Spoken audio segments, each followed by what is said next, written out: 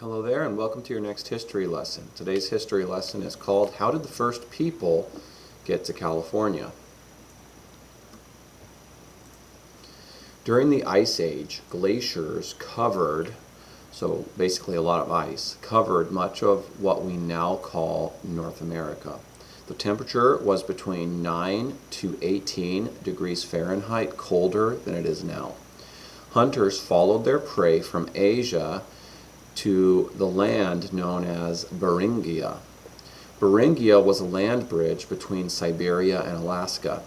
Thousands of years ago, the warming climate caused the glaciers to melt and retreat from North America. The land bridge from Siberia to Alaska was submerged under ocean waters. Today, these waters are known as the Bering Strait. And so you can see a picture of this right here. See, this is what we now call Alaska. And this area here is part of Asia. It's part of the country that we now call Russia, but it's the Asian part of Russia. And so you can't get across here right now because it's ocean water. It's called the Bering Strait. But supposedly, and what we're told is that at a certain point in Earth's history, this area here was frozen over so that people could walk across it. See where this red line is? They could walk right across there. And they say that's how people first came into what we now call North and South America. So hunter-gatherers who had crossed into America over Beringia, and remember, Beringia is what they call the land that was right here where the Bering Strait is now. So now it's water, but it used to be land, and it wasn't actually called Beringia, but that's what people call it now. Okay, hunter-gatherers who had crossed into America over Beringia began moving south. So where they possibly could have moved is shown by this red line. They may have sailed south down the coastlines of North America and South America, or they may have migrated by foot south through Canada. Some of them spread into the west, others to the east, and still others just kept heading south into Central and South America. People lived in California thousands of years ago, but they had no written language, so they left no written records.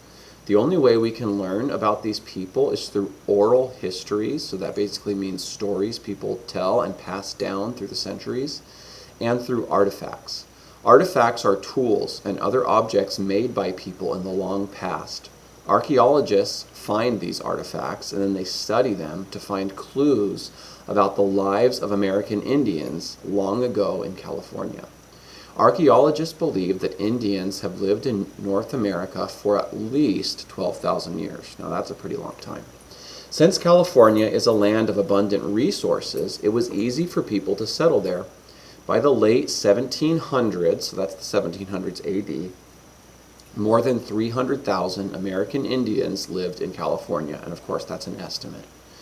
Their food, dress, religion, and types of houses varied.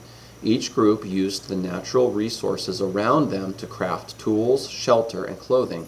They made spears, bows and arrows, and traps from stones, wood, and leather. They also crafted or created nets, baskets, and cooking pots. Most American Indians lived in villages. They often built homes in a cone shape out of a pole frame and grass, brush, or bark. They also sometimes constructed buildings large enough to hold hundreds of people for ritual celebrations and other gatherings. They made their clothing from animal skins or bark. California Indians in the north and central regions wore moccasins. Those who lived in the south wore sandals.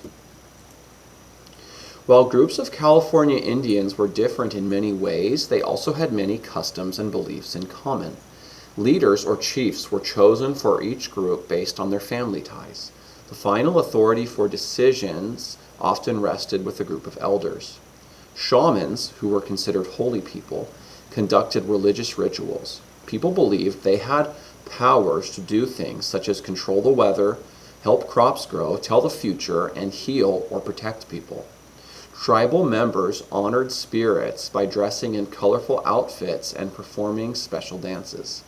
Many of these rituals, dances, and songs are still practiced today. The rugged mountains in California separated the American Indians there from those who lived on the Great Plains and in Mexico. Mountains, hills, valleys, and deserts within California also separated California Indian groups from one another. The state's topography made it difficult to travel long distances. Topography is the height and depth or shape of natural features in an area, so it's basically the lie of the land. Early groups of California Indians had little contact with one another. Because of this, they developed different customs and practices. Over time, California Indians formed at least 90 different cultural groups and at least 90 different languages. They were each as unique as the land around them. Anthropologists are scientists who study humanity, basically. Anthropologists divide up California's many Indian groups into 6 culture areas. Oh, and I guess that's the end of today's history lesson. I hope you enjoyed today's history lesson. I hope you found it interesting. Make sure you take the quiz attached below this video in your Google Classroom. And also, if you have the study guide, there are answers on the study guide, which can be found in today's video, in today's lesson. It's up to you to find those. And I will catch you next time. Mr. Dauber, signing off.